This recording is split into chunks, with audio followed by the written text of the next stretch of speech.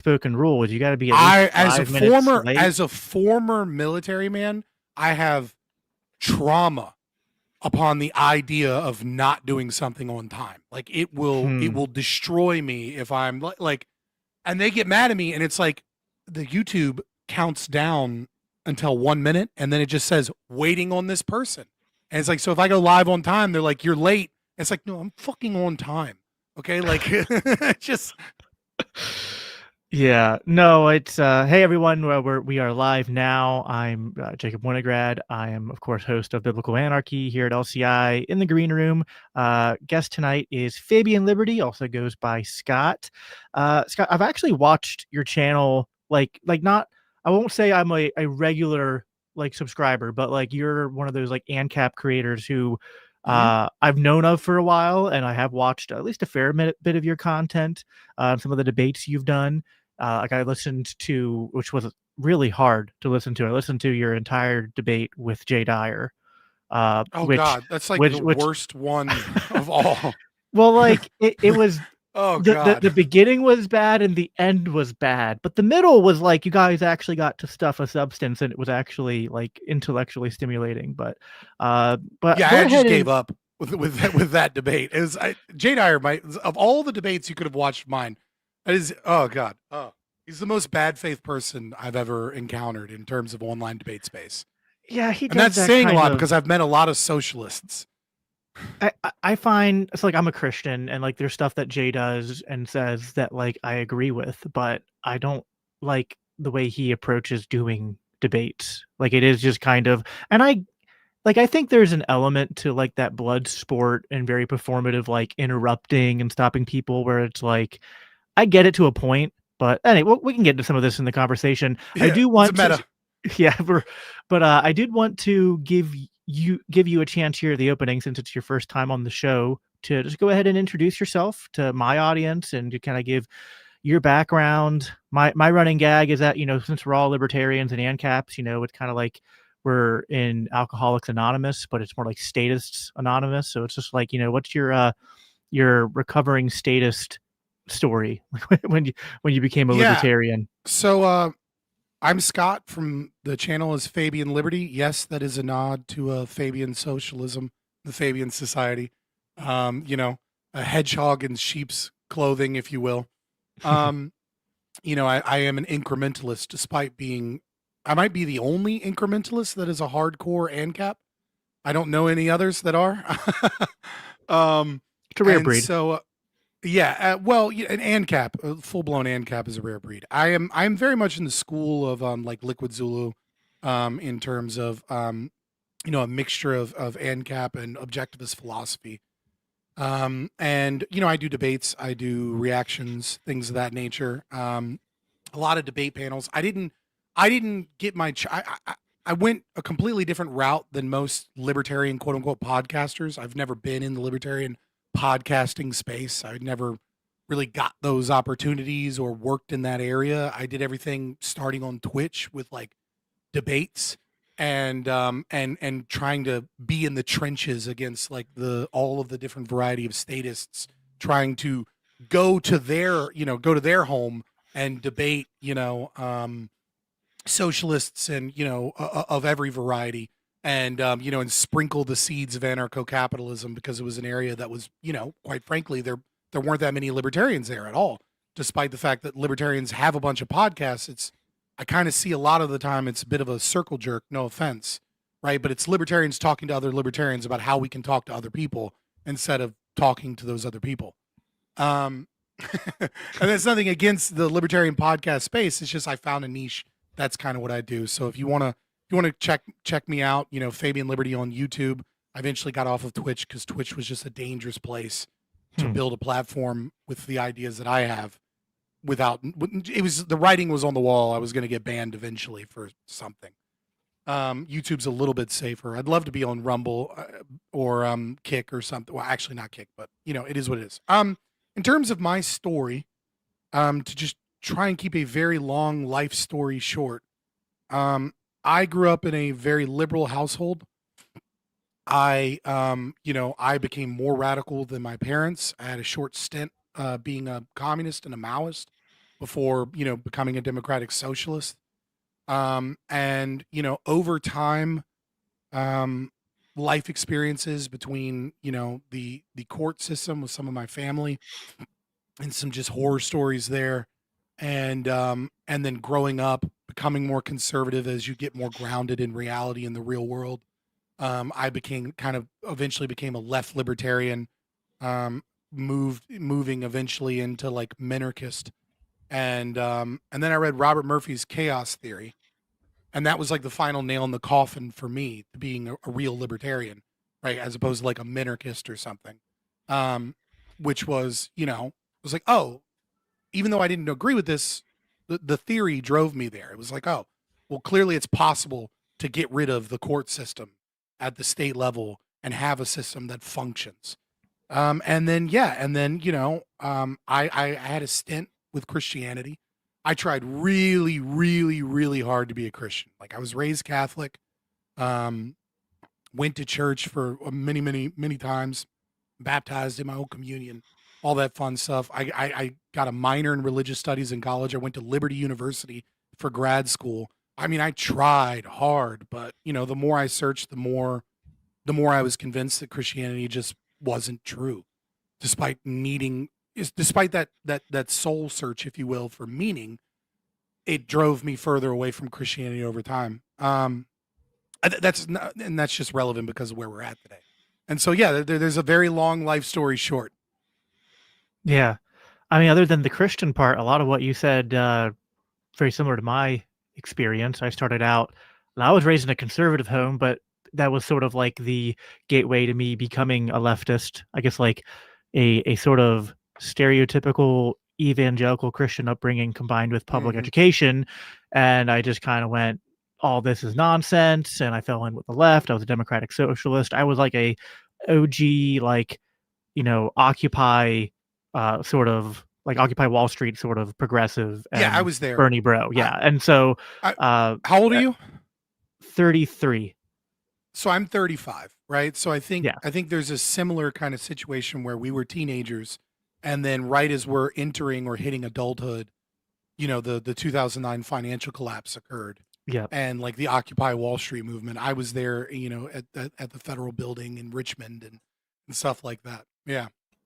Yeah. And then I didn't discover libertarianism until much later. For me, it was like when Trump was elected and the left sort of just went sort of like, well, instead of caring about economic inequality, we're just going to sort of double down on all this woke stuff and identity politics and, orange man bad. And that sort of pushed me into, I guess, like a political sojourn. And I I didn't do that typical, like, the expression, the difference between a minarchist and an anarchist is 6 months. Well, for me, Yeah. I kind of went straight from sort of centrist with maybe some libertarian inklings to ANCAP very rapidly because I was introduced to the idea of anarchy by a friend of mine who, presented me Adam Kokesh's book, uh, which was, called Freedom, I think.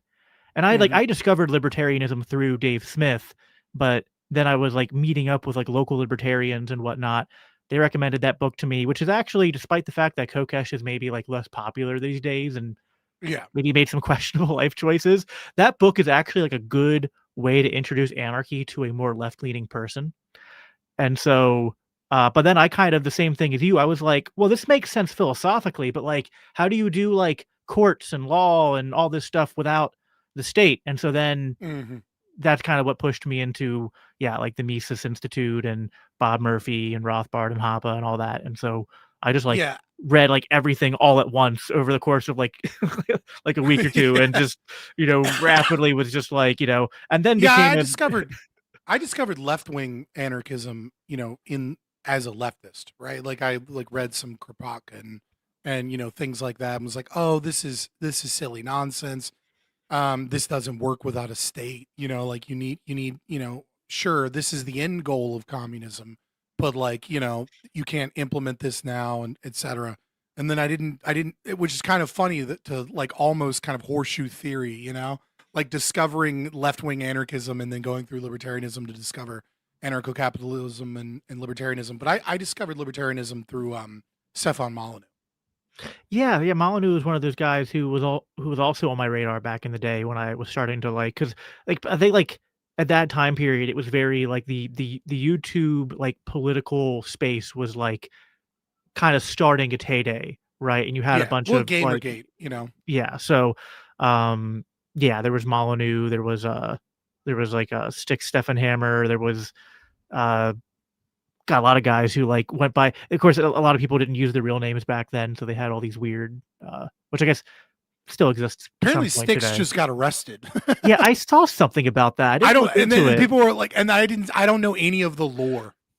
I saw like random Discord messages of like him being like, the case is dropped, ha ha ha. And then I was just like, I don't know what's going on. You know, I don't follow him that closely, but just figured I'd mention that since you mentioned his name. Apparently got Yeah, arrested today. yeah. But Molyneux had some really good like that one video he did, like the what is it, the story of your enslavement, or that that might be crap. What's his name? Larkin Rose. They both had very hmm. similar videos like that in that kind of theme. But Molyneux has that one where it's just like talking about like the evolution of like serfdom into the state and just how like you're born to be Yeah, a I mean, slave. you know, the thing that was interesting about Molyneux is, you know, I encountered Molyneux as a leftist, and you know, my initial reaction was like, "Oh, this guy's a racist piece of shit." You know what I mean? Like he's obsessed with talking about IQ because he just wants to prove that black people are inferior. Like this guy's a white supremacist. Like I don't need to listen to him anymore. And then like you know, as I saw Occupy get destroyed by woke culture, Right. right? And I saw the libertarians get pushed out. And then I got older and I got a little bit more grounded in reality. You know, I came back to that. And another part of it I owe to my best friend, who's like actually my roommate as well. Like when I was working for the government, I was working on the census as a census field quality control census field supervisor. So I was just driving across the state for hours on end to go look at like one house somewhere out in the middle of nowhere in the mountains to like correct an issue for the census, and like just having conversations with him. And I think he was so like tangentially, you know, he was watching like Legion of Skanks and Dave Smith and Part of the Problem and stuff. But I never really like I never was like a big viewer of like Dave Smith, but like maybe if I give the devil his due, you know, Dave Smith helped you know move my friend who then helped moved me, right? Like if I can be as the most charitable thing I can say about Dave Smith. Well, I mean, I think people know like Dave did a debate with Sam Cedar, and that was like my first when I was kind of like listening to a bunch of YouTube videos. That was like my first intro to a principled argument for libertarian free market stuff, and that which I think I had like heard before and maybe like seen some stuff from Peter Schiff, but it was the first time that like the real like oh like part of this whole because I was very much like an economic leftist, and it was the first time that I heard stuff that kind of like clicked in terms of like the Federal Reserve being kind of the root problem behind all that stuff. And then uh he then came up again later in my radar because he was often Mhm. on things with like the Mises Institute and pushing their stuff. And so uh like he's the one who brought up Anatomy of the State, which I read, which was also kind of in that early phase of reading things and Yeah, whatnot. I don't. Yeah, someone in my chat's like Dave principled. It's funny to associate Dave with principled libertarianism in this day and age. It's kind of funny, but yeah. Um, Anatomy of the State's a good one, right? I think it's a nice intro book. It goes a little hard on judges randomly, you know what I mean? It's like there's that whole tangent where he's just like, and the judicial system. And it's just like, all right, man, like you really hate the judicial system in this 80-page manifesto. Like 40 pages are about how judges are bad. So like it almost feels like it should be rewritten. The name of that book should be rewritten. But it's a good introduction to libertarianism. Yeah, and I think the part in there about democracy and kind of pushing back against the we are the government sort of stuff it's useful rhetoric to introduce people to. You brought up we've mentioned him several times now, Dave Smith, and obviously you're Well, coming that's all from the more of buzz. the You know what I mean? Zulu. Yeah, you're coming more from the Zulu camp, and like the elephant in the room being the debates that just happened, which I was the moderator of, and we can talk about some of that maybe a little bit later in the stream. But Yeah, one of sure. the things that, like, because I'm obviously friends with Dave, and I do defend him and think he's still a very principled person and a good libertarian, good person for the movement. But something that I disagree with him on, that I even mentioned in that debate, is his position on immigration. It's something Mhm. that I've wrestled with, because like even when I was on the left, I was never like I was always wishy-washy. I've always been wishy-washy on the border stuff because I think it's always been Mhm. complicated from the time I was more on the left to even when I became a libertarian. And obviously, libertarians have been debating the issue for a long time. And Mhm. I was talking to Zulu like post one of our streams, maybe like a month or so ago, and it was after the debate I moderated between him and Dan Sanchez from Fee, and he was talking about, because I gave my argument for why I can't support mass deportations and what's going on Mhm.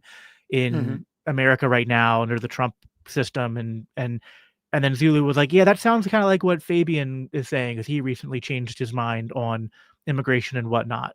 So then I Yeah. kind of went back and saw the posts you made about that, and I thought that was kind of when I initially thought that it'd be cool to have you on for a conversation, because, like, I think I come from a side of the movement because of my time, like, not just because I'm like friends with Dave or was brought into the movement kind of by Dave, but also like I was very much involved with the Mises Caucus and the Takeover Libertarian Party, and obviously that's the faction of the party and movement that's known for being more like, at least on the surface, seems like they're more pro-Trump and pro-ICE and pro-deportation and immigration control and all that.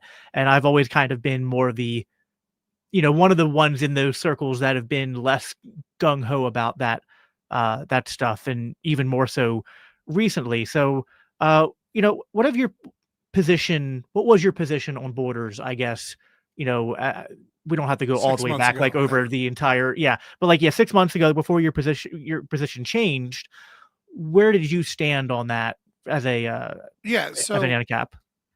the first thing I think we should mention is that probably the definitive issue of libertarianism is the discussion of borders. I think it really separates, how you view the state in general. And the reason it's such a big discussion is because the concept of the border is really about the definition of the state itself, right? A truly fully unregulated border is one in which there is no state, really, right? Like the destruction of the border is the destruction of the state, because I view the state kind of like, and the way that we deal with the state, I kind of view it like a game of Jenga, and like you kind of want Yeah, to pull out the pieces in the right order so that the whole thing doesn't just collapse. Now, I don't get agree. me wrong, if I can push the button that collapses the state, that is the preferred action always. But it very well could lead to, like, if we're not philosophically libertarian, there's no guarantee that what comes next is going to be, a libertarian utopic, kind of society, or a thousand Liechtensteins, right? And so I think the discussion of the border really separates whether or not people are genuinely libertarian, or whether or not they hold libertarianism as like a set of values, right?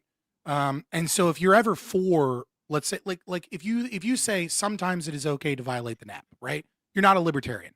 You're definitionally just not. Like, you cannot be a libertarian and be for violating the NAP, because at that point libertarianism has no meaningful definition. It's not a set of values, it's a descriptive legal philosophy, and with ethics being a subset of with law being a subset of ethics, you fall into contradiction, and so you're just simply not a libertarian. But there are people like Stephan Kinsella, people like Hoppe, right, who are libertarians that derive a kind of bordertarian stance from the non-aggression principle, because of that idea of like the state being a set like Jenga, right? Not trying to, when you read, Hoppe's comments on the border and his Hoppian invitee system, is like, look, the state exists. Let's try and push the needle towards something that is closer to libertarianism, right? Because goods can travel freely, whether or not they're invited, but people can't. And there are all these other elements of the state that are like problematic when it comes to people that can move their own feet, like welfare, like Civil Rights Act, right? Well, I mean, welfare covers a lot of things, right? So we'll just leave it at that.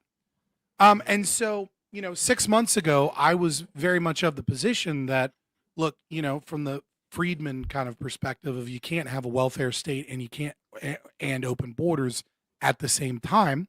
And so it was my opinion that, like, strategically speaking, the best thing to get us towards anarcho-capitalism would be an Hoppian invitee system and not to open up the borders to allow what is, I think, absolutely, and I still think this today, forced integration, right? You have the state giving massive amounts of welfare towards populations that would not be able to survive without that welfare in the United States, creating a new voter class that is designed to ethnically replace white people in this country, designed to be a new voter base for the Democratic Party. They are, designed to utilize the welfare system to create, a permanent victim class that is voting for socialism to higher degrees. And so opening the border can push all of those things in that way. That was kind of my position 6 months ago. But if I wish that it was like, oh, I read a theory book, but I re-examine things, and I re-examine things because of the horror of the Trump administration. I mean, this is like, I mean, it's so callous and so in your face and so disgusting how so many people view immigrants and people and families, that almost all of these people have lost any sense of humanity on the right wing. They have lost the moral high ground completely. They have abandoned morality in any way, shape, or form for the preference of their own whim worship. And so it made me re-examine whether or not that was the appropriate strategy. And I don't think it is, and we can go into that more later. Yeah, I think that there is a frustration I have, which is perhaps why I can be perceived as wishy-washy, or sometimes people will assume I have the same position as like some of my friends on this issue. Because I've often said that my reluctance in calling myself an open borders libertarian, when I like Zulu and others bite that bullet. I don't like it because I think I don't like that term. Right. I will not identify as an open borders libertarian. Because I think the way you still private borders or closed. Yeah, right. And I think like to say open borders kind of implies that like the libertarian position is still like the describing what the state should or shouldn't do, as if it like, and we would agree that even if like, I think this is easy to demonstrate in the current paradigm, but even in like a constitutionalist minarchist paradigm, just the fact that the border is so fundamental to the existence of a state, that intrusion is still a distortion. Enforcing that legal monopoly within a border is still going to, what you have with an open border state in terms of the movement of people is still not movement based upon just pure free market forces. And so so I think we would agree on that. In the status quo we live in now, I feel like too many open borders libertarians. Now, I won't hold Zulu to this because I think he does bite this bullet, whereas others don't. Will do this sort of like Cato Institute kind of reason spin of open borders, where they just completely sell it as an unmitigated good. Like, it doesn't matter. It's a horror show.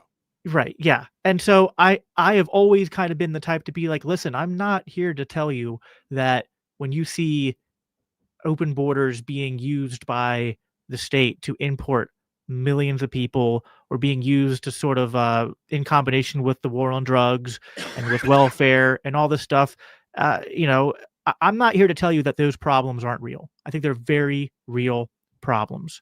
I think this is sort of I think theory matters here, of course, but I also think it's just sort of, for me, kind of a calculation of trade-offs in understand. And I think that Jenga analogy is useful here. Matters, I think. I think theory always matters. I think it's a combination also, though, of this sort of Jenga analysis problem where I'm kind of like, well, I understand that it's kind of evaluating the trade-offs. It's like, well, the trade-offs of allowing the open borders or not calling for closed borders right now is sort of the stuff we see or we saw like in the Biden administration. But if I compare that to what it would take to do something like closing the US borders and doing mass Mhm. deportations, it's like, well, that's calling for an even larger expansion of state power. That's calling to literally turn America into a police state, to completely Right. do away with even the pretense of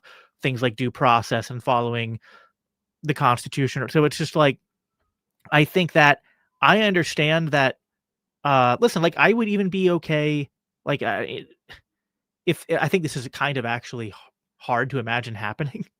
But if you wanted to say, listen, I don't want open borders and I don't want closed borders, can we compromise? It's like, okay, like a Hoppian invitee system is like something in the spirit of compromise in a libertarian direction that I'd probably be okay with, but maybe some open borders purists would still not be okay with. And I'd kind of I understand used that. to But yeah, I used to think that that was the correct answer.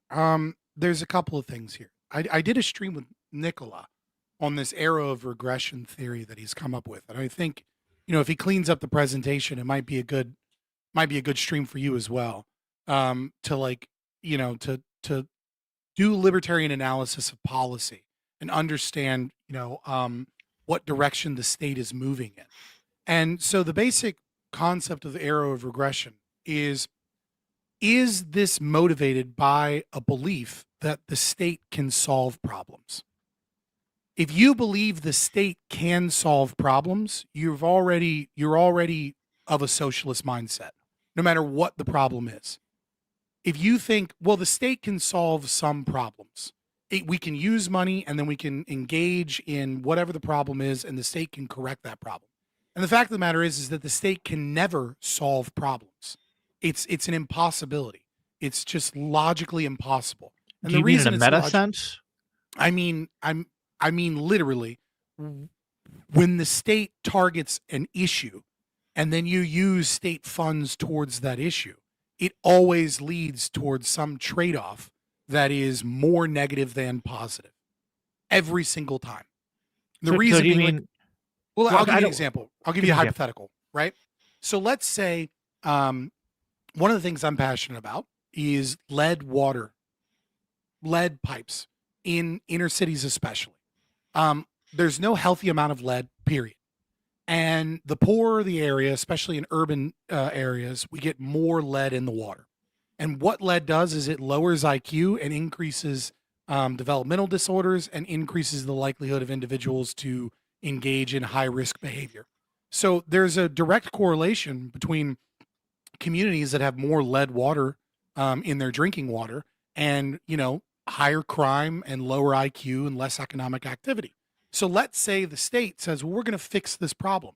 We're going to spend, $500 billion to retrofit all of these pipes and, get rid of all of the lead drinking water in these inner cities.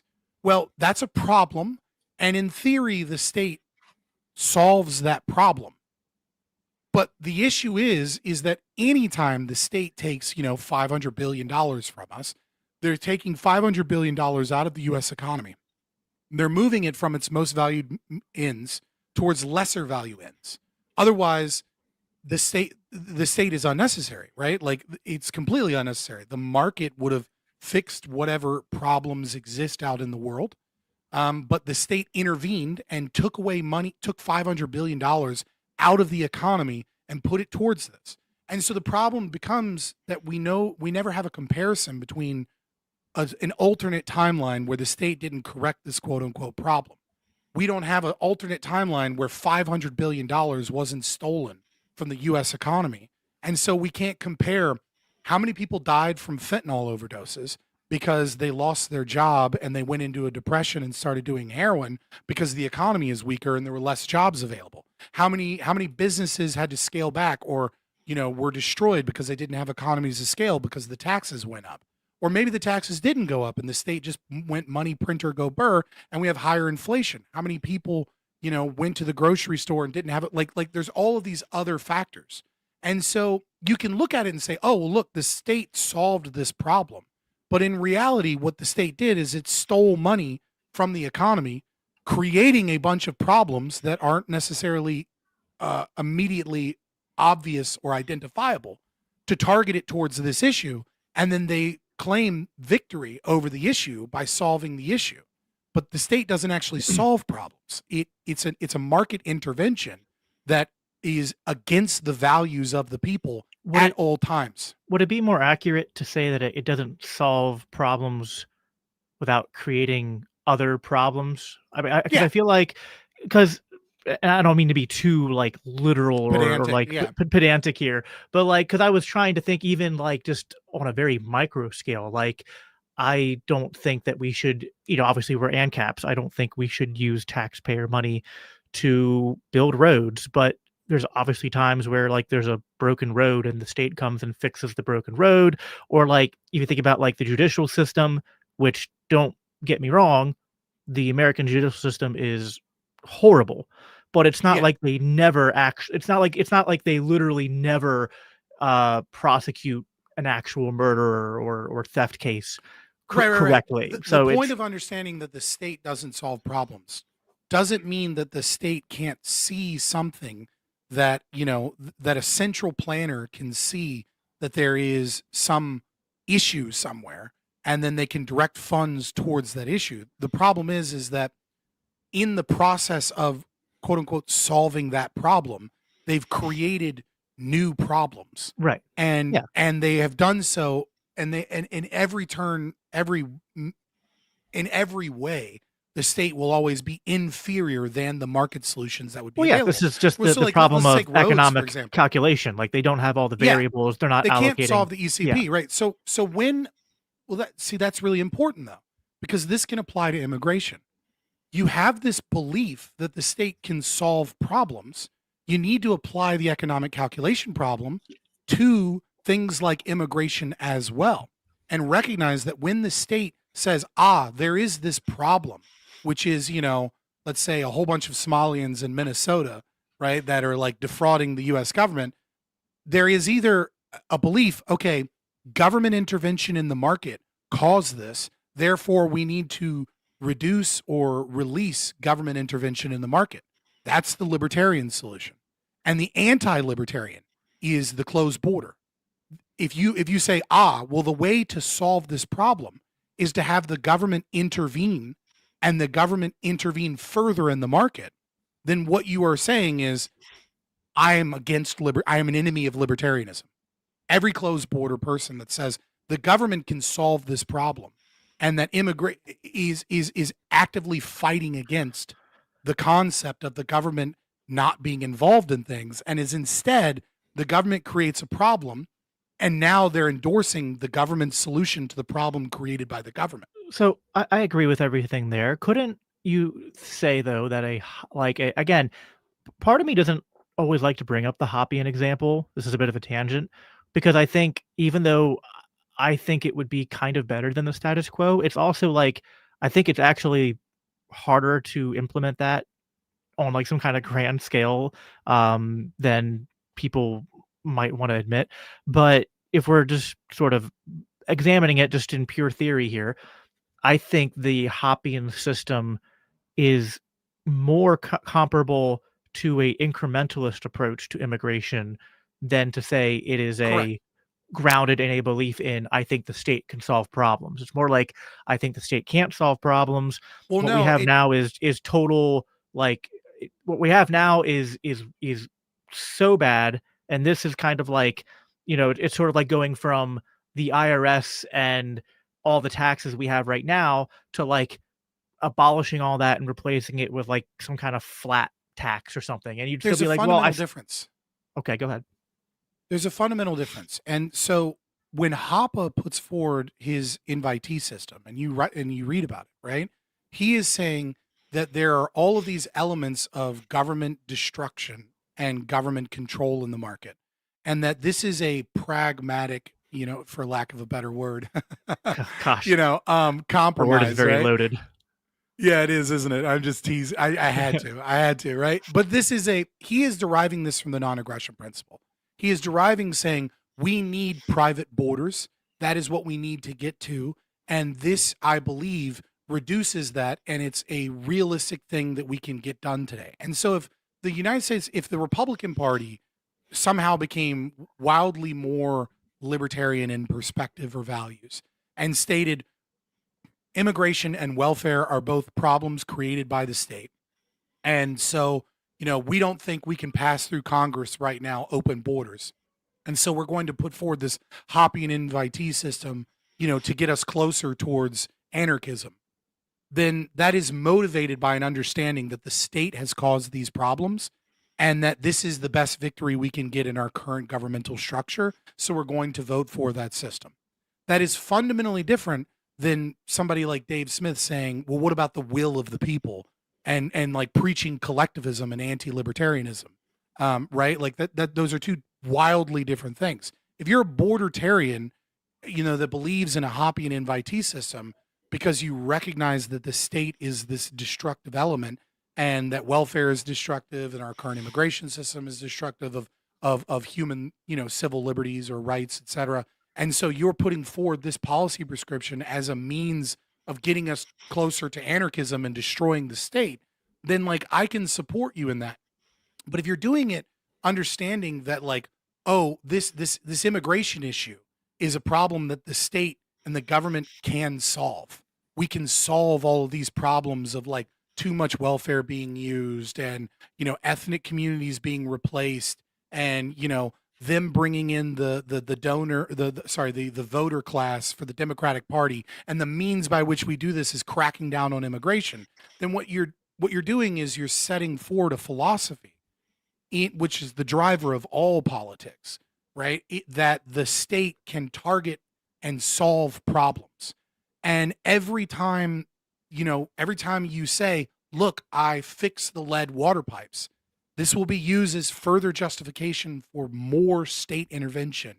And it inevitably leads to a growing socialist government as opposed to a libertarian government. It actually pushes us towards that socialism.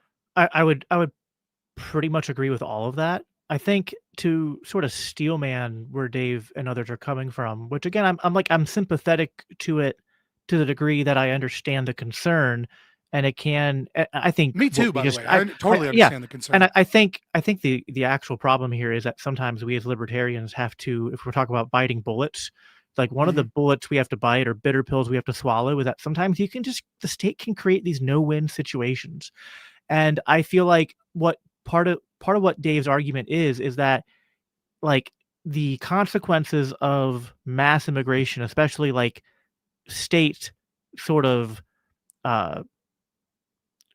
accelerated mass immigration, is so bad that it's literally like a lesser of two evils argument. It's like we have to use this to kind of ward off this horrible outcome.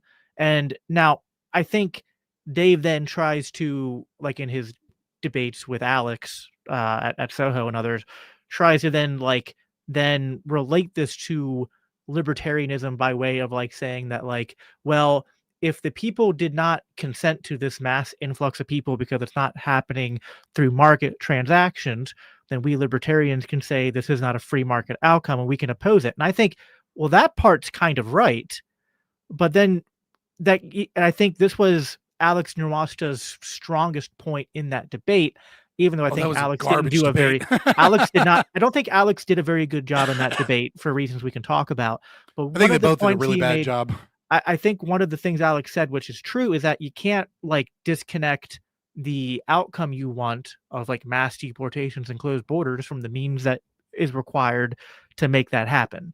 And I think that is where I depart from Dave. It's because he's kind of like, he builds this case and it's like, I'm with you. I'm with you. I'm with you. But then when we get to the point, and I think he has said, like when I've challenged him on it, he goes, hey, listen, maybe I'm wrong and maybe you're right. But it's just like, I feel like once we get to this point of like, it's to me more of the, it's the stacking state interventions on state interventions. It's like, I get it. This seems like a real problem, and I don't think we should deny the problem. But I think what you're going to end up happening is the state's actually going to fail, because there's something about it that's absurd on its face. It's like you believe, and I think they're right to believe, that the state has a vested interest in this sort of like coalescence of different interests, a conspiracy of interest, if you will, Mm-hmm. in opening the borders and kind of weaponizing that to their own ends. But then you're kind of going in and saying, can you please, you people who are doing this, stop that and reverse course and do so in a way that doesn't give yourself more power. I'm just like, I just think that's kind of like, you get what I mean? Like there's something, I think there's something absurd about that, like asking the people who are doing the thing you don't like to stop doing the thing you don't like and reverse it. Yeah, I agree that like you present a let's talk about the current example. I think this like elucidates the real problem. Let's talk about what all the conservatives are talking about, which is Somalians in Minnesota. Right? Now, what we know is, two Democrats voted against their party. What was it, maybe like a year ago? And then some guy who was paid by USAID in Africa fucking all of a sudden decides to assassinate two politicians, and then that just gets swept under the rug. This guy that was known on the FBI's radar. Very suspicious to me. But like, let's set the conspiracy theories aside, right? And we know that we're now finding out that it's roughly $8 billion, right? Which is like a good chunk of what we sent to Israel. We've sent to fucking fraudulent Somali welfare system.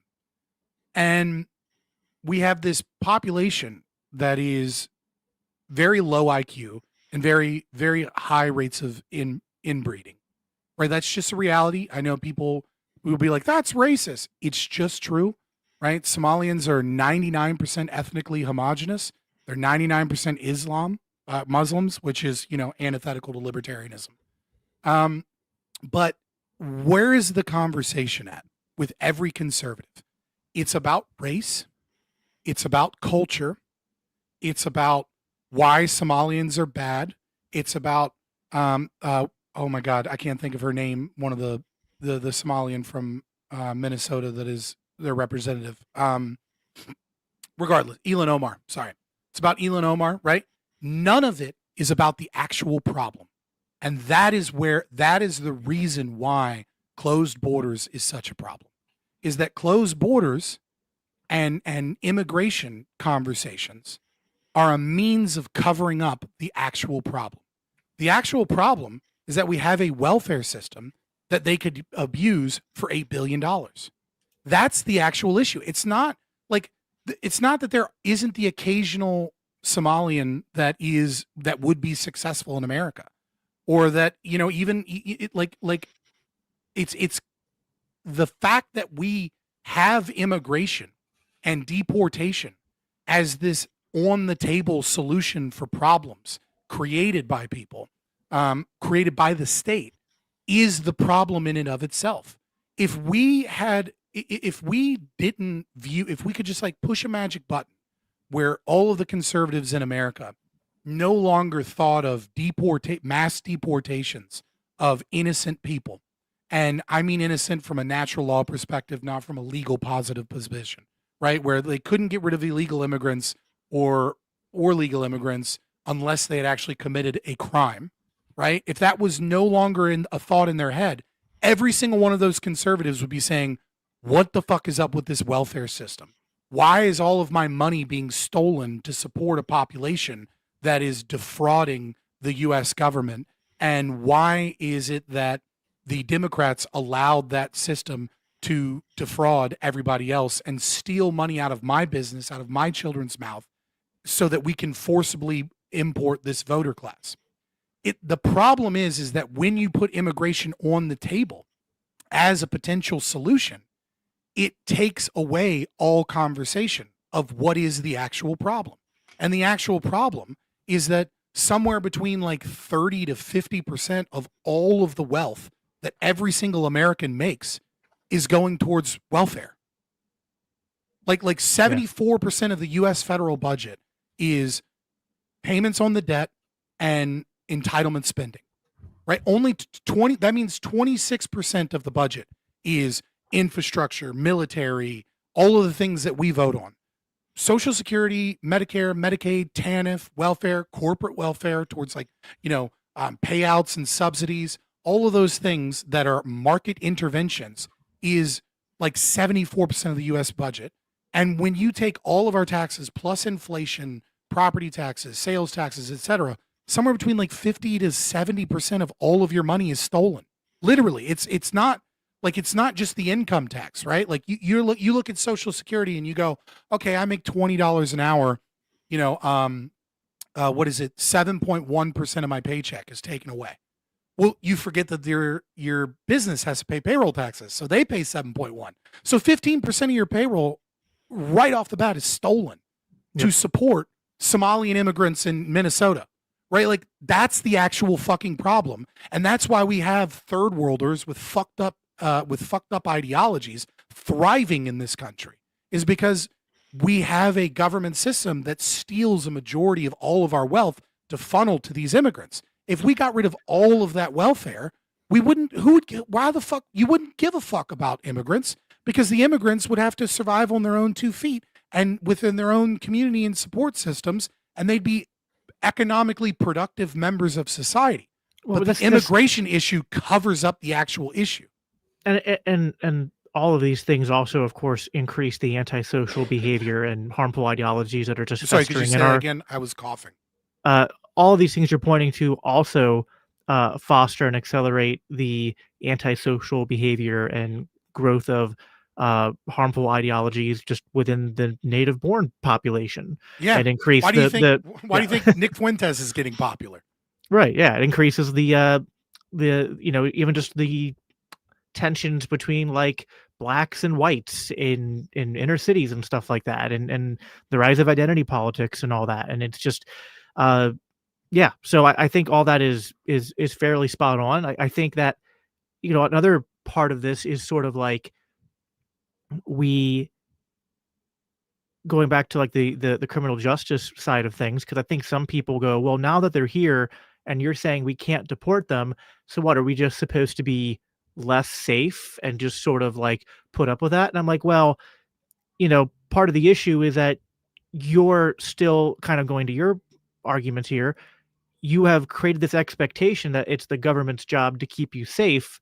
And that sort of faulty premise, which I understand is sort of like we're raised with that. And that is sort of one of our jobs as libertarian ANCAPs, is to kind of try to disavow people of that mindset, is to say, actually, like communities and families and churches and whatnot, like they should be being more proactive to take charge of their own safety and responsibility, which should make you more angry when state and federal regulations make it harder for you to arm yourself, harder for you to form private militias and private security forces, make it, you could also point out civil rights legislation, which means that like business owners and whatnot feel like they can't even like discriminate against either hiring or allowing certain people in their businesses because they'll be called out as being racist and for it'd be illegal. It'd be illegal and stuff. So yeah, you know what I mean? Like you can't discriminate on someone based upon their nationality of origin.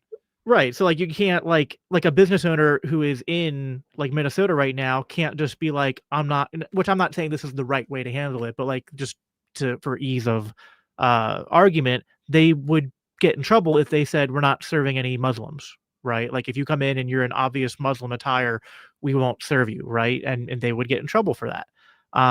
So don't be scared. Just say it. Muslims suck. Fuck Islam. I don't want them in my business. Don't be afraid to be called a racist, Jacob. I don't want to get into I mean I'm obviously a Christian, so I'm not a Muslim, so I can criticize Islam. I mean? So one of these things that is kind of difficult though, which is a bit of a tangent, is I'm sometimes reluctant to feed into the anti-Islam stuff, only because I have an allergy to how much that was weaponized to sell American imperialism and endless wars in the Middle East. So I want to find ways to talk about that stuff that's nuanced, because if you understand the history of that region, like it is kind of true that as much as Islam and radical Islam are, very ideologically evil and anti-libertarian, anti-Christian, the British and American governments and military actions going back over a century have only served to foster Islamicism and radicalism in that region from kind of a macro zoomed out point of view. Like we've always funded the terrorists and funded the radicals to the detriment of the secular and reformers in that world. So it's kind of like, now Yeah, that I doesn't mean, mean, go ahead. I think we ought to treat the entire Middle East like the Shadowlands in the Lion King. That's how I I like fuck that entire region. Right? Like fuck the Jews, fuck Israel, fuck the Muslims, fuck Palestine, fuck the Middle East. Like just fuck that entire region. Okay, that region has like can't stop bombing each other, and every time we get involved, we make everything there worse. I'm done. The problem is that I feel like for some reason libertarians just do not talk about this enough. Is that the entire US economy is based upon the petrodollar. The whole reason we're there is not because we want to steal oil, right? We fight wars for oil, but people think that means that we're trying to gain oil as a resource. We don't give a fuck about gaining oil as a resource.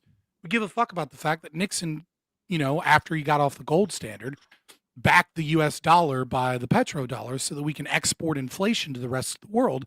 And, all of the conflicts that are there, almost all of them, stem from trying to make sure that OPEC plus is the dominant, force for selling, crude oil, and that's what's backing the USD, right? Like if so long as a majority of the oil in the world is traded in the US dollar, then if we have inflation, we can export inflation to all these other countries, so we can have a bunch of inflation and it doesn't actually affect us. But yeah, we ought to treat that place like the Shadowlands, right? Just like, like all of this is our land. That area over there is where the hyenas are. We don't fuck with that area.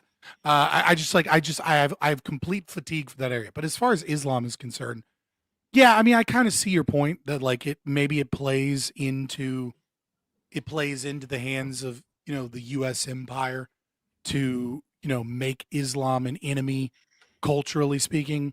But also, if you're a libertarian, Islam is anathema to your ideology. And like being nice to Muslims, for the sake of the US not getting involved in some third world shithole and funding terrorist activities there to, continuously fuck up that region is like, I understand that from a pragmatic position, but from a philosophical position, it's a problem because we have increased Muslim migration. We have like Muslims trying to build cities that are their own and things like that. And Islam is directly opposed to libertarianism. There can be no Muslim libertarian society that works.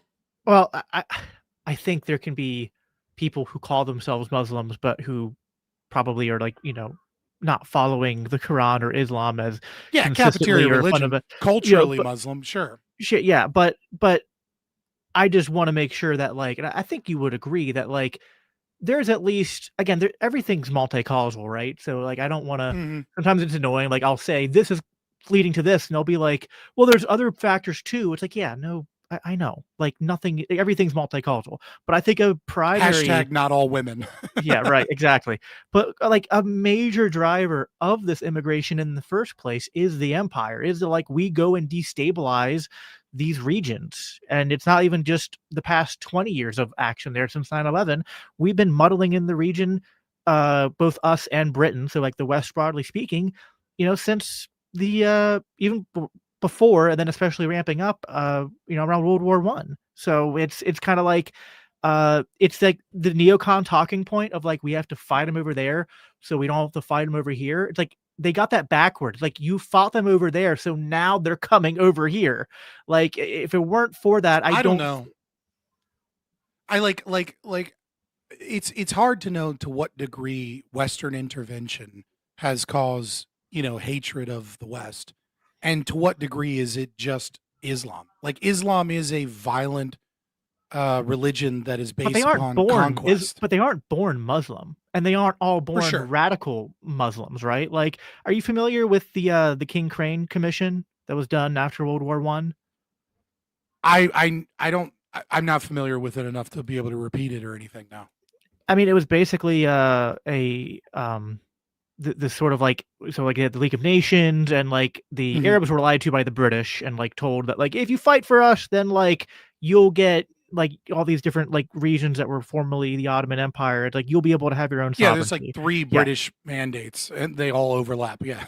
Right. And so then they're like, oh, actually that's a lie. You're gonna have like a mandate. And then when they were basically polled as part of this survey, like what League of Nations or Western nation would you want to be like in charge of your mandate? They all overwhelmingly said they would prefer America to to British and other European countries, because back then we weren't seen as an empire. We were seen as like this republic, a country that values liberty, that we mostly stayed to ourselves and didn't intervene. Which, to be fair, like we were still kind of doing, like we were intervening on our side of the world. We were, going to war with Mexico and stuff like that. So, Yeah, but yeah. from their point of view, they were like, well, they're not like the British who are coming over here and occupying us.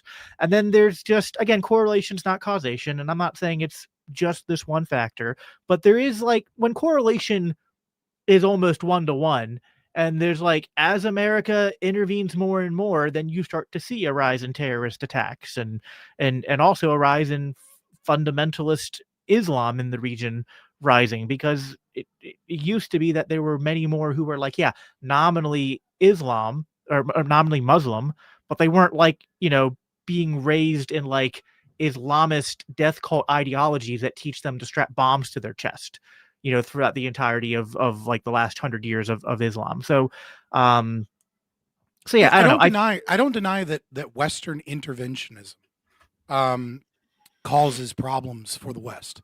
I'm not making that claim either, right? Like I'm similarly not doing a univariate analysis, right? But the history of that region has always been one of conquest and death and war, predominantly backed by the philosophy of Islam. And so it's like, yeah, maybe if we hadn't intervened, they would have dropped the philosophy that, gives them carte blanche to invade and destroy and expand.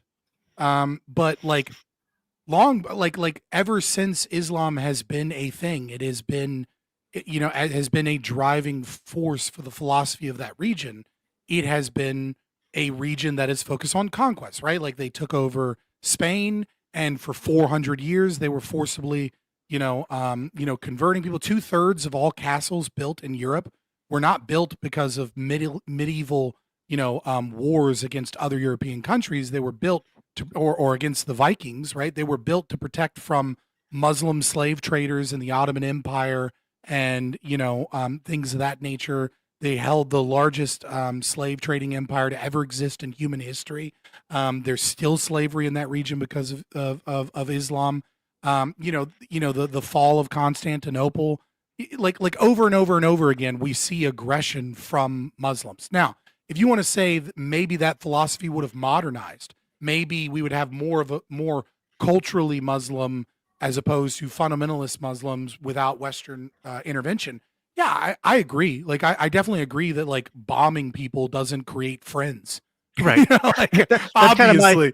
That's kind of my entire point. Not only that, but like I think you just have to recognize that both of these are powerful driving forces. That Islam, that you have to recognize that Islam as a religion, supports conquest, supports the jizya, right? Like subjugating people that are not Arabs and that are not Muslims, and giving them taxes based upon their race and whether or not they're people of the book. Supports lying as a fun, the taqiyya, to protect Islam or to protect the empire. You can lie, and so like these things are just fundamentally against the concept of logos like, and I truth hear you, and but like libertarianism.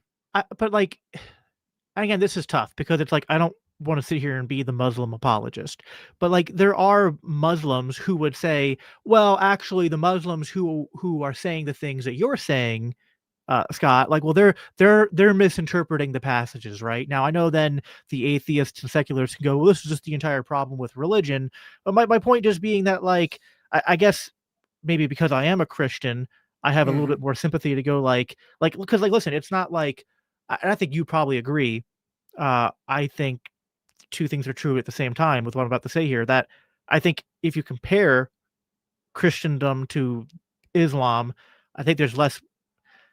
I think you can make a case there's less blood on the hand of Christendom than Islam, but it's not like Christian kingdoms, or at least nominally Christian kingdoms throughout history, haven't also waged war and done conquest and, engaged in a lot of bloody, evil things at Yeah, times. And then, there's very limited support for that in Christian faith, though, right? Like, well, so there is so some nominal support for the state in like letters to Romans and things like that. And then obviously in the Old Testament, there is like, God commanding the Jews, wipe out people that are in their promised land and things the, like that. But for the most part, Christianity does not explicitly state that like the world belongs to Christendom and that it is like a no, commandment but from there's God to expand the caliphate. You know what I mean? I Like there's a I difference. agree. No, I agree. There's a difference there. Although, to be fair, there is a major sect of Christianity that only was born in the last hundred some years that says that, well, maybe we're not supposed to do that, but we're supposed to support the Jewish people no matter what, as they do that. But Right. Yeah. so that's definitely a problem there. So yeah, I mean, I don't want to get too. I think we're not too far apart on that. So I don't want to get too much more bogged down on that. I think I mean, certainly, uh, there are radical Muslims, and I think we would agree to kind of wrap up this sort of line of conversation that, like, we can be alarmed by Islam, we can be alarmed by Hmm. millions of Muslims and people from other cultures moving here. We should keep in mind that, like, there are externalities that are driving this, including state policies of welfare and militarism. And yet, closing the border doesn't solve any of that. It just sort of like adds like more state aggression and central planning into the mix of state aggression and central planning. Now, I understand that some people then are going to go, well, then what are you advocating we do? And it's like, well, this is why we need to just like, which was kind of the whole reason I joined the Mises Caucus in the first place, is like we Hmm. need to push this the idea of decentralization very hard. We need to tell people that stop looking to Washington D.C. to keep you safe, and you need to get proactive in your community, in your township, in your Yeah. churches, and your Well, neighborhoods, that's and start fighting for your right to keep yourself and keep your family safe. Like I will say this. I will say this because you bring up an interesting point, right? In terms of process and kind of that Jenga situation that I was talking about. And one of the things that I think libertarians really, really, really need to focus on is that if you have this, the state has kind of like two mechanisms, right? It has regulation of the private sector, and then it has replacing the private sector with state entities. And one of the things that I think is really important that is that the you need to push first and foremost for deregulation of private solutions to problems. Because I think what many libertarians don't realize is that if you get rid of the state mechanism where they're engaged in, market manipulation of some kind, but you don't first get rid of the deregulation of the market to be able to respond, then what you're really voting for is anarcho tyranny, right? Like, for example, the FDA, like, let's get rid of the FDA. We should absolutely get rid of the FDA. But like, it's probably really fucking important first and foremost to get rid of the regulations that prevent competitors to the FDA existing in the market, right? yeah, Like, we need to make it to where there are private agencies that can rate drugs as safe or not safe, that can, do, that can engage in insurance practices, as part of insurance companies to rate facilities and things like that. Then when you get rid of the FDA, the market can respond. But if you get rid of the thing that the government is doing without getting rid of the like we were talking about decentralization, if it's not legal for a private security firm to arrest people and to turn them over to, sheriff's county to go to jail, and then you get rid of the local police department, well, then you've just created tyranny. You haven't created liberty, right? now, So yeah, I think that's an important thing that you just kind of brought up. I'm like, yes, that focus on yeah. that. Now to kind of again give a little bit of uh charity to the other side here, like I think what they're concerned is that we're going to say don't close the border, but then the anarcho-tyranny element is that's just what's going to continue. And then they're kind of like, so what? Because I get it. Like, it is kind of crappy to say the government is not going to exclude the people from the country that you don't want to associate with. And also, you can't disclude people from your neighborhoods or from your businesses or whatnot, the people that you don't want to associate with. And the government's forestalling all these private solutions. It's like, yeah, that that does seem like a really bad outcome. And and that's not what any of us are advocating for. But I could see the argument that, like, if what we're advocating for, like the decentralization and telling the government to stop forestalling the free market from coming in, that, like, yeah, you don't want the anarcho-tyranny. And so I guess that's why I have a soft spot for their positions, because, like, I see it's, this is going to sound perhaps a little bit demeaning or insulting to them, but I don't mean it that way. I think they're operating more based on fear than principle. I think, and I get it, but that doesn't mean that that's the right way to respond. The thing is like, if we look at where immigration is a serious problem in this country, every single one of those places is because of state intervention. Genuinely. Like where is immigration a serious issue? New York City, Los Angeles, Chicago, Minnesota. Like in every one of these instances where it's like, or Springfield, Ohio, right? Let's just take those examples. It's like, okay, well, why is immigration a serious issue in Springfield, Ohio? Oh, because the state paid for 30,000 people to be bussed into this place with our tax money, destroying the culture in that area with partnerships with corporations, right? And that's like a pseudo-fascistic means of importation of labor there. It's not because there were open borders and then 30,000 Haitians decided to move into this small town. The reason there's this giant disruption in Springfield, Ohio, is because they were bussed there. And it was done so for the corporations there, and it caused all these problems.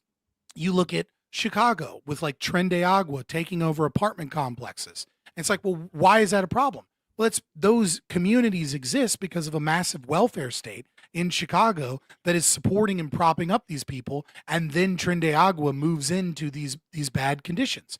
Same thing in California, the same thing in New York. What we see over and over and over again, that all of these places where immigration is like causing massive amounts of problems is because of the welfare state. And the entire conversation has gone away from the welfare state as the creator of this problem, and has instead gone towards a combination of the welfare state and loose immigration law. And if we just enact further immigration, we can deport these people and we can correct this problem. And it's to such a degree that it has destroyed the humanity of those on the right. That they're retweeting the White House account celebrating fucking Crocodile Island as like families, and as like Consuela, that's been here for 10 years, is like sent back to a war-torn country, which, by the way, talking about U.S. intervention is like half the reason that those countries are fucked to begin with. Right. Well, it's like we bombed your home, we funded the terrorists who took over it, and then you fled to our country, and then we kicked you out of there too. It's just like, it's like the government caused a problem in South America, then the government causes a problem with immigration via welfare systems, then the government busses these people in to be a permanent voter class for socialism, and then the right is like, well, just send them back. That'll fix the problem. So it's like, no, you've just added another government intervention that's causing more problems. There's something on the surface which, like, I can understand the mistake they make, because it almost seems like maybe this is like where intuition can lead you astray. They think, well, man, we've had the welfare state for so long. It's going to be really hard to tear all that down and do all the things that you and I are talking about doing that are the real solutions. But these people just came here. So wouldn't it be easier to just get all the people who came here and send them back? And I'm like, yeah, but like, that's kind of like operating on the premise that like you have the perfect knowledge of, here are the people who just came here, and kind of ignoring again, what does it take to gather them all and send them back? Like, it's actually like, I think what's hard for right wingers, including the right wing libertarians, who I understand. Like again, I think we're being very charitable to their position, but I think maybe the error in their calculus is they think it'll be easier and less detrimental to liberty to deport all these people and close the borders than it would be to close, like, end or at least drastically cut the welfare state and the warfare state. And I'm like, listen, they're both hard, but I I kind of think think it's actually going to be easier to uh put, like, if we were all putting our energy into eliminating the welfare and warfare state, we could probably get a lot more accomplished there. Whereas all you're going to accomplish in this other direction, if you try to deport them all, is you won't deport them all, but you will have created a giant police state. And you will have even further destroyed the, I think again, you're being too semblance charitable. of. I think Okay. you're being charitable to the bordertarian position, but we have to recognize these are two separate people. As much as I dislike Dave Smith and like bordertarians that are arguing, not from the non-aggression principle, but like from a paleocon strategy, I think we do. I do have to give like some level of acknowledgement that Dave Smith is not your typical Republican. I Oh no, think I what was you talking more described. about the right wing, like the liberty. Yeah, I guess what I'm saying applies Well, more to I like just say these are Dave two. Smith. Yeah, Yeah, yeah. right. It's like Dave Smith is probably in that camp, right? He's probably in the camp of like, man, I'd love to get rid of the welfare state, but I don't see that as an achievable thing right now. And like my country's burning. Let me grab this new government band-aid, for now to like fix this problem because it's an easier solution than getting rid of the welfare state. But your typical Republican loves the welfare state. They love it. Like look, like Donald Trump is the most socialist president of my lifetime, without a doubt. He is, like he ran on tariffs. He ran on government intervention. He's, nationalized 10% of Intel and a few other steel companies that he, merged and gave the United States government a seat on their board. Like he's nationalizing industry. He's giving out massive farm subsidies to fix the problems created by the tariffs that he put in place, right? Like they don't want to get rid of the welfare state. They just don't want the welfare state to go towards people that they view as Oh, not I them. agree. Oh, I agree. Eh, This is why Nick Fuentes is so popular, because he's basically just a Bernie Sanders but Nazi. for white people. Yeah. I mean, he's like a third position. You know what I mean? Like, but yeah, it's like so. I think the problem is that if you get rid of the power of the welfare, I'm sorry, of immigration, then it forces a conversation on the welfare. And if you keep immigration on the table, then it allows all of the conservatives to use that as opposed to actually engaging in the welfare. I And hear so you. all it does is Yeah. kick the can. All it does is it's a new government thing that is going to create a police state, like you stated, right? But doesn't Right. actually fix any problems. Now, like, so this is interesting. This will cross into some of the stuff Zulu and Dave debated on, because like Mhm. when Dave was defending the border position years ago, he came up with this sort of challenge to be like, well, would you say that a public school can't exclude, drug addicts and pedophiles and things like that from the premises? Because like, they we agree that like public schools should be privatized and it's not like legitimately homesteaded and acquired property Mhm. and associations. So like, should you bite that bullet? And where I land on that, and I said this in the debate, was like, well, Dave, like, I think when you're talking about the public school, you're just talking about this one school keeping, like, it's already kidnapped the kids, and then you're just kind of saying, can you not also aggress against the kids you've already aggressed against a second time by not keeping them safe while you're holding them hostage? But like, that is a much smaller ask, on this, like, these individual micro examples, than to scale that up to the entire nation. Because like, I get there's a similar Mhm. argument in saying that like, um, well, we have to, like, we don't we can't privatize all this stuff right away, and so in the meantime, are we just supposed to let all this bad stuff happen? But I do think that like, I think there's like a reasonable, and maybe you would disagree, and I think, I mean, we could talk about that, but Mhm. at the very least, like, that's a reasonable concern. But I just think that like going from the micro of a public school to the entirety of the continental United States is just it becomes a much different ask. I mean, I think the state should abolish public schooling, right? Right. And if you're an ANCAP, believe that too. And so, But like, I should the guess they could state, ask. as it's kidnapped children in a building, let a shit covered drug addict into the girls' locker room? The answer is no, right? Right. Like I think, and it's because they've kidnapped those children, and the children, I think children too leads into a different domain because you're dealing with people that lack consent and you know what I mean, they lack the same capacity to like pack up and move. But yeah, so long as the children are kidnapped in a building, the state has taken over temporary guardianship of that property. And it becomes incumbent on the state to do its duty to protect those children that it's kidnapped from harm. This is different than the border situation, because if you try and think of the entire U.S. as like public property, well, the analogy immediately breaks down because the U.S. is full of public and private property, right? So like the reductio doesn't quite work in a public school because the public school is assuming that you have only public property and that you have a group of people with an inability to consent and who are kidnapped. It's very different than when you expand it, when you like the reductio just kind of doesn't work. Yeah, it's And not like one to one. I mean, it's not a one-to-one. You could try to say the federal government has kidnapped us all, but like, and there's It maybe doesn't work, something. right? Yeah, like Right, like you have private property and you have adults mixed yeah, in with this limited public property. Now, if you're talking specifically about public property in the state's like immigration policy, well, it's like there's nothing, if you have public property and you have kidnapped children housed in that public property, then it's incumbent upon the state to violate as little rights as possible.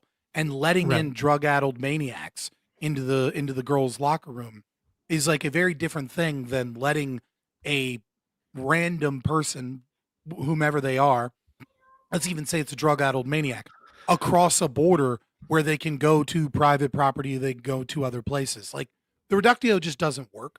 It's like a lot of reductios. The problem with the reductio ad absurdum is that it requires the principal elements to be maintained. And very often what people use, they'll say, as a libertarian, I'm willing to bite any bullet. But the problem is that when people do, a lot of times these reductios are not maintaining the principal elements. And so like that's kind of the thing that like upset me a little bit with that debate with Dave Smith and stuff like that, right? Like this steal a penny to save the world kind of analogy is like the classic, are you a libertarian or are you not a libertarian? Right? Because, if you believe that you can violate the non-aggression principle, then definitionally you've given up on libertarianism because you don't think the non-aggression principle is axiomatic or grounded like through argumentation ethics. You think it's a value that to be weighed against other values. And so it kind of breaks down, your ability to claim it as it's no longer an axiom for you. It's no longer axiomatic. And so, well, the problem with steal a penny to save the world is, well, stealing requires aggression. Okay, but what does that mean? Well, that means a couple of things. In the classic, like, Martians come and tell you to steal a penny to save the world, well, the Martian is the aggressor, not me. So, yeah, I'm taking the penny. There's nothing wrong with that. And the reason is because I've got a gun to my head that is the entire world. You know what I mean? Like, then the world is imbalanced. So we have to get rid of the aggressor first and foremost. Then we get to, okay, steal a penny because let's say now there's a meteorite coming down and there's a machine that's Right. like It's an environmental problem that's creating the conflict, not a right. outside aggressor. Which is why I think the would you steal your neighbor's ladder to save your mother from a burning building is a better analogy. Yeah, dude, I tried, but and we can talk about the debate a little bit, but like it's really hard to when you have like with some debates it's easier to interject and stop people. It was much harder in that debate to do so, and I wanted to at several points stop them and say, "Guys, I don't like this reductio. Can we do the ladder and grandma one because I think that would just be less stupid. You should have. You should have. But I just could never get that in, and then they'd go off into other directions. But I think that one's much easier to talk about, and then it has more useful than like when you think about it, because it's like I think you said, because I caught part of your debate review, and it gets into like, well, is it like a ladder and like there's no one around to say don't take it? Is it a ladder with a do not take this sign? There's the Zulu, when I talked to him about this, then said like you could even imagine a scenario where like someone comes up to, like your neighbor comes up to you and says, hey, just to let you know, you can never, ever, ever use my ladder, even if you're trying to save your grandmother like an hour from a burning later, house. Your house catches on fire. Then you can be like, I think that this guy's an arsonist. Down. Yeah. So here's the thing. This is the thing too, is Michael Leibowitz came up with an analogy, which was, suppose you're driving in your car with your son, and then someone shoots up your car and you get into a car accident and like your son is, near fatally wounded. And then you come across a car, you steal that car to, take your son to the hospital. And that's another example of this, where it's like every single time we act without perfect knowledge of whether or not we're committing aggression. If I go to a privately owned mall, I assume that I can sit at the food court.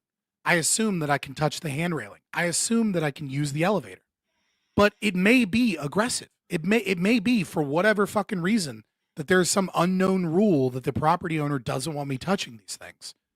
But I just assume that like a mall is a place designed for me to go shopping and use the elevators and sit down. Like, it's the same situation here where like, if my grandmother's burning in a building, I assume my neighbor wants me to use their ladder to fucking save my grandma.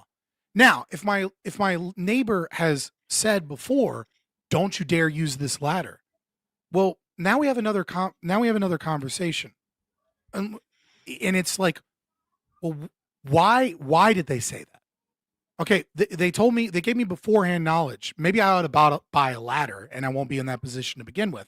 But what's going on? Am I really shitty to this person? Is this a really shitty person? Are they burning down my grandma's house? There's a bunch of questions here. But I think the main thing here is that when you say it is right to explicitly steal something that is you have to steal something that you have explicit non-permission to use, what are you justifying? You are justifying that it is right, that it is morally good because of an emergency, in air quotes, to use other people's property against their will.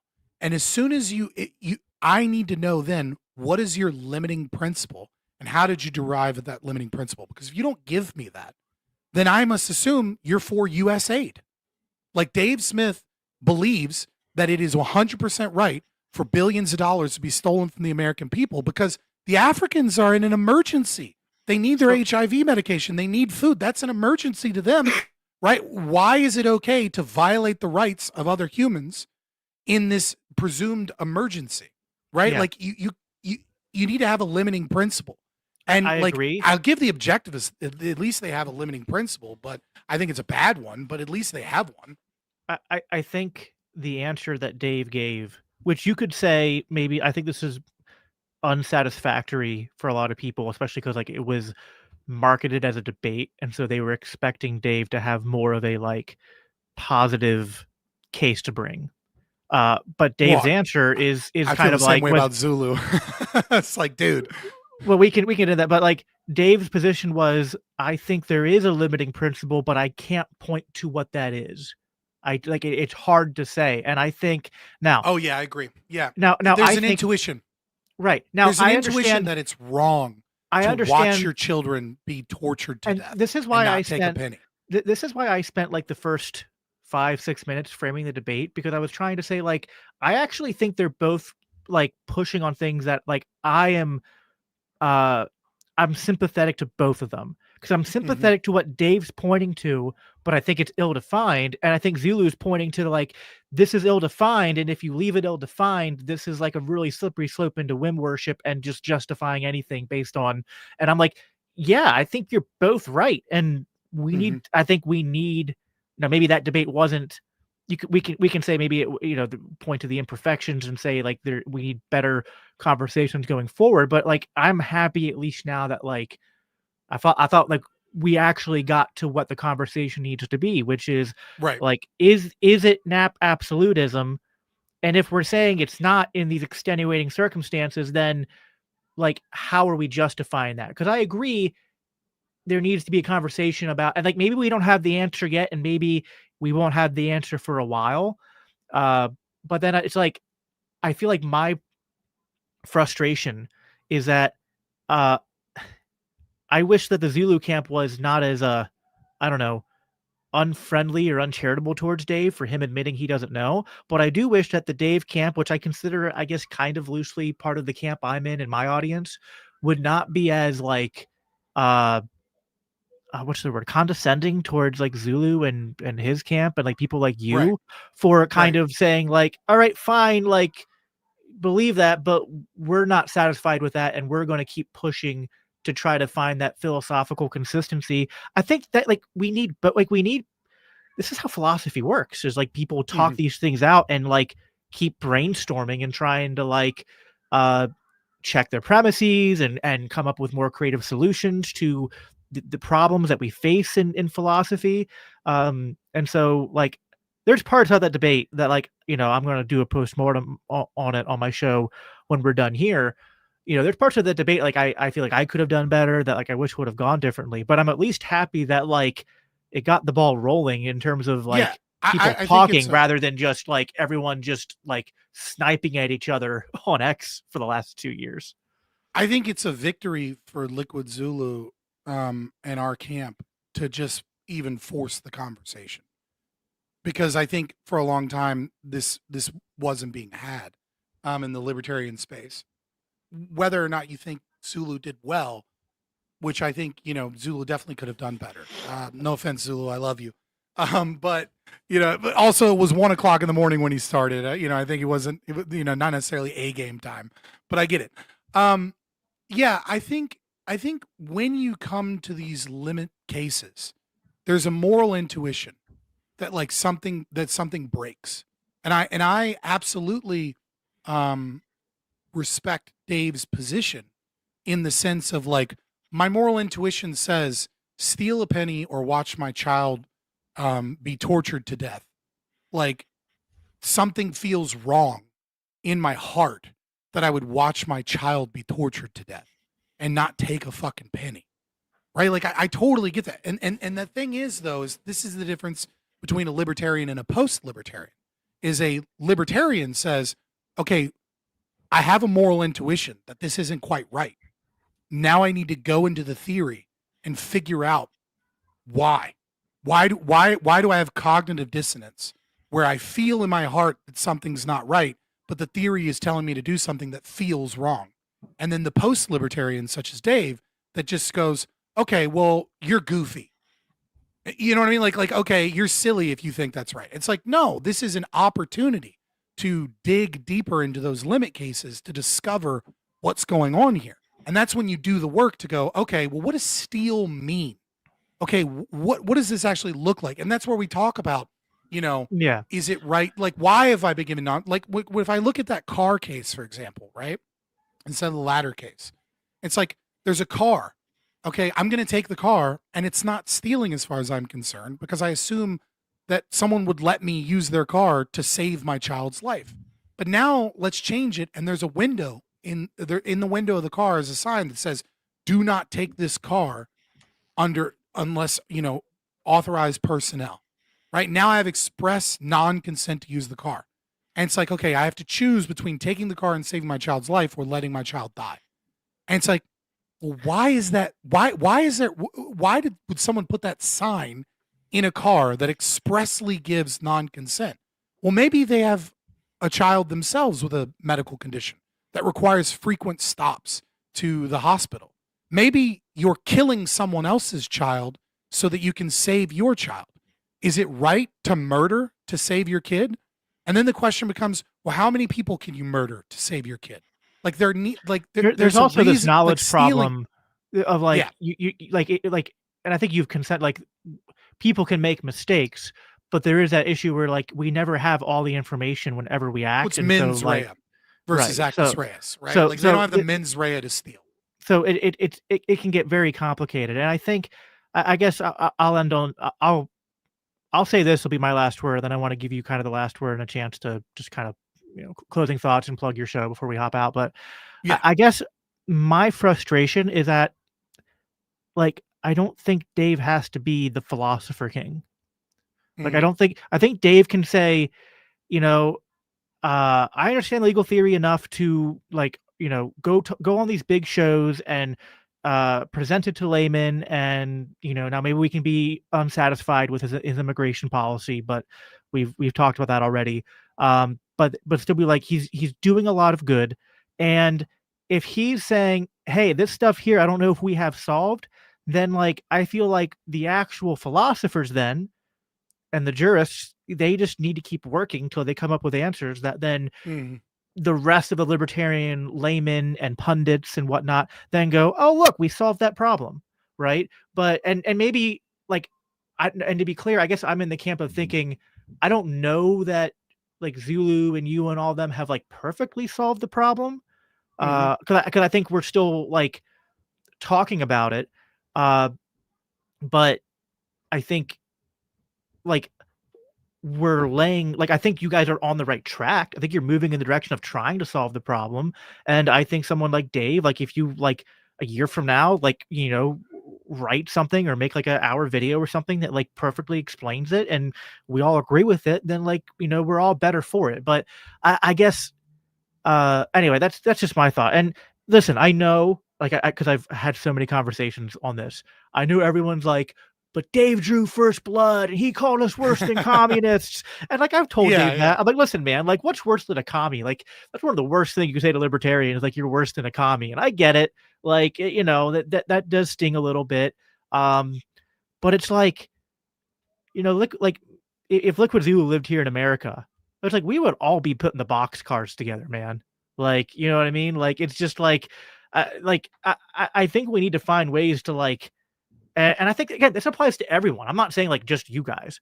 Yeah. My first video responding to Zulu's video, I was kind of saying to Dave and to the Mises Caucus and to Zulu and to like the people like you and your crowd is just like I think we should have these disagreements. I think we should talk these things out.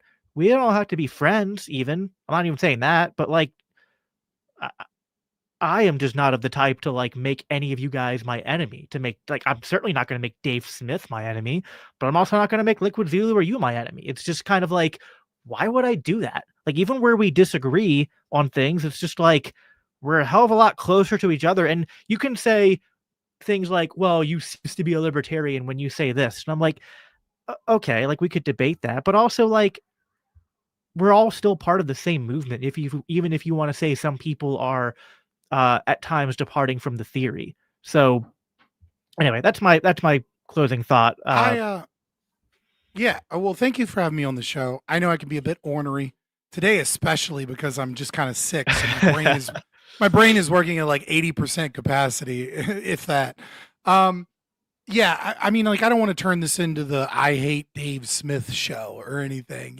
I have issues with Dave Smith. And like 99% of my issues with people like Dave Smith really just comes from one problem, which is libertarianism as a philosophy needs to be gatekept. And when Dave Smith or people like him preach that the non-aggression principle is a value that can be abandoned under certain circumstances, then he creates a poisoning of the well of what is libertarianism. And because of people like him, anytime I go somewhere and try and explain what libertarianism is, I have an uphill battle to fight against the poor philosophy that he has injected into the culture. And it actively works against libertarianism when he preaches those things. If he says, I'm a post libertarian, I used to be a libertarian, I have some disagreements, or like I'm a paleocon, or like, I'm a conservative with some libertarian leanings, like that's fine. And I agree with you. I think he's doing a lot of great things in the terms of like going places and introducing people to authors and things like that. but I also think he's doing a lot of bad for the libertarian movement because he's preaching a philosophy that is anti-libertarian. And now all of these other people are associating an anti-libertarian philosophy with libertarianism, which creates an uphill battle for us to be able to explain what libertarianism is and how libertarianism has solutions for problems and things of that nature. And I think, you know, I don't know to what degree, I think Dave Smith is somewhat unique in this compared to a lot of other connected libertarian podcasting, individuals. But there's a lot of gatekeeping at the top, a lot of crabs in the bucket mentality, like someone like Clint Russell, for example, right? I went on his show. He tried to ambush me. It didn't work out well. And then, then all of a sudden I'm blocked and and there's, and I can't get any contact with him because we can't do that. There's people like Redheaded Libertarian, which are just conservative constitutional Republican claiming the name of libertarianism. I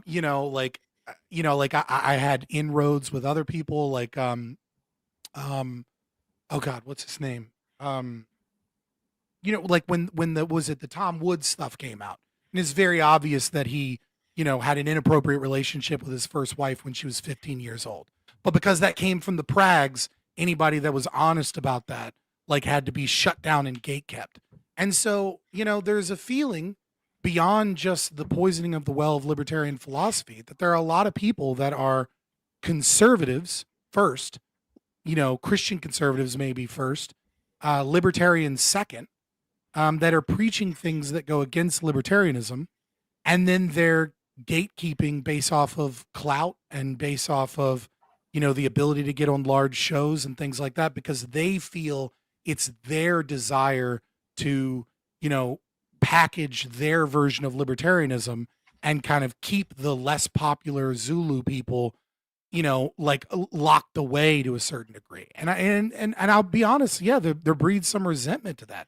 Like when Dave Smith was like, "Oh, I'll bring on Michael Heiss, and and I'll tell him, don't talk about libertarian infighting and things like that." It's like there's this culture, cultivated libertarian messaging towards the right wing in this strategy, in this paleo libertarian strategy, that is not necessarily preaching libertarianism, and I liked the Mises Caucus originally, but again, Michael Heiss and Angela McArdle, they've been accused of some pretty bad things. I want to see if there's actually any truth to that.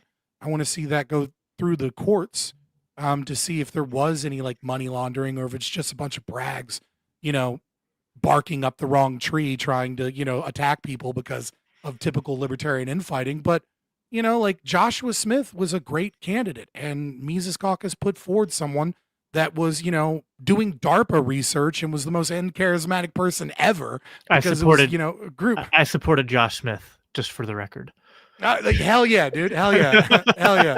And so it's just I think there's more than just, what I mean to say is I think the Zulu camp of people, of which I am in, I'm not like a follower, quote unquote, of Zulu. I just think we have very similar philosophies and we talk a lot. I think there's two areas of breakdown. And I think one is so drama filled, people don't want to talk about it, but fuck it, I'm here, I'll talk about it.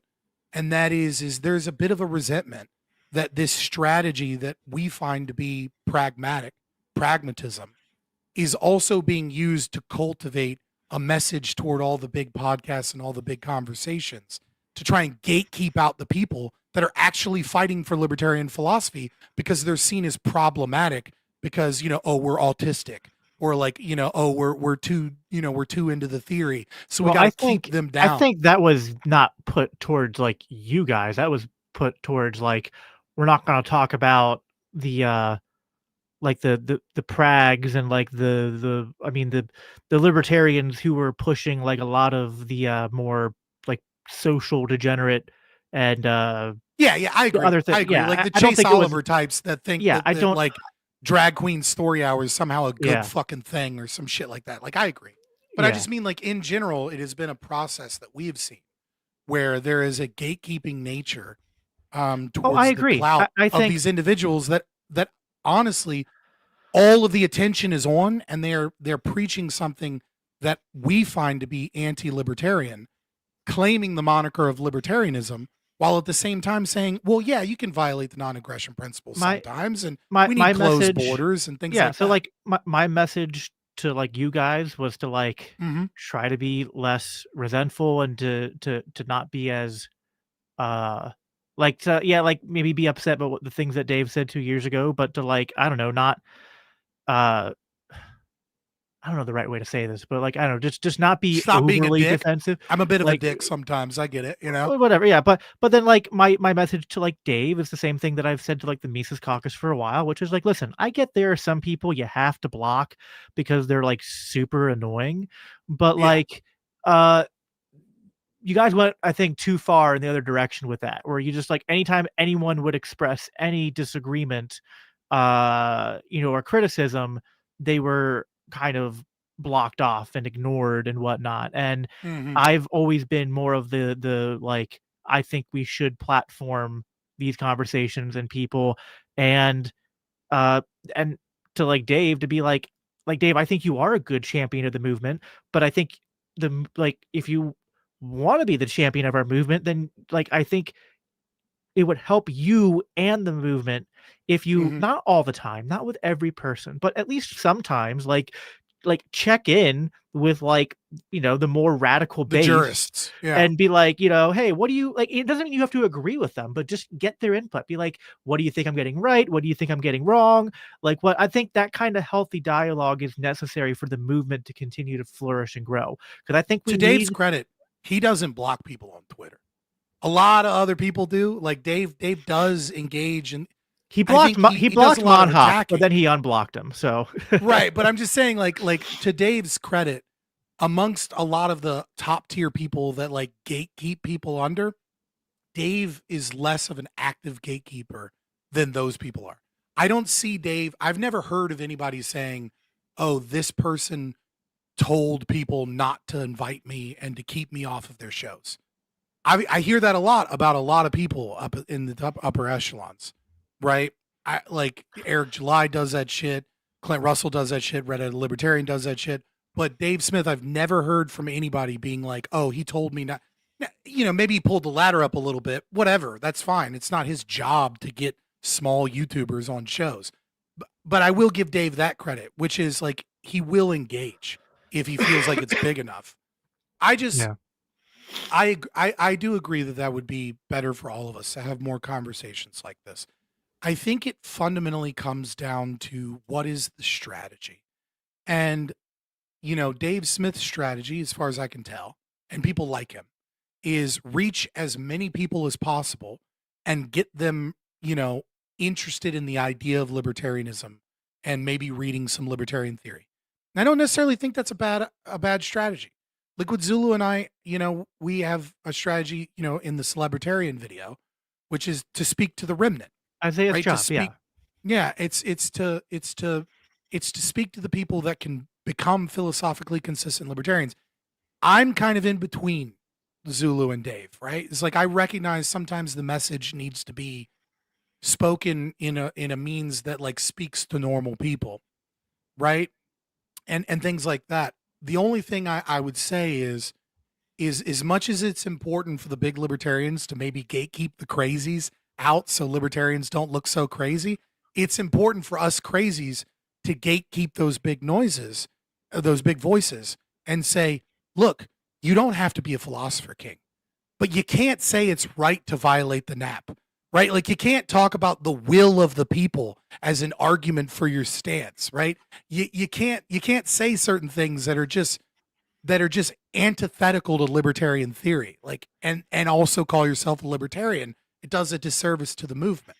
And I do think a dialogue between those two camps is something that is, I think, maybe continuing to grow and is like a really good thing for both sides. Because like, look, man, I have a lot of problems with Dave Smith, but like I, I'm not, I don't think we're all better off if every one of those big voices stops talking. Yeah.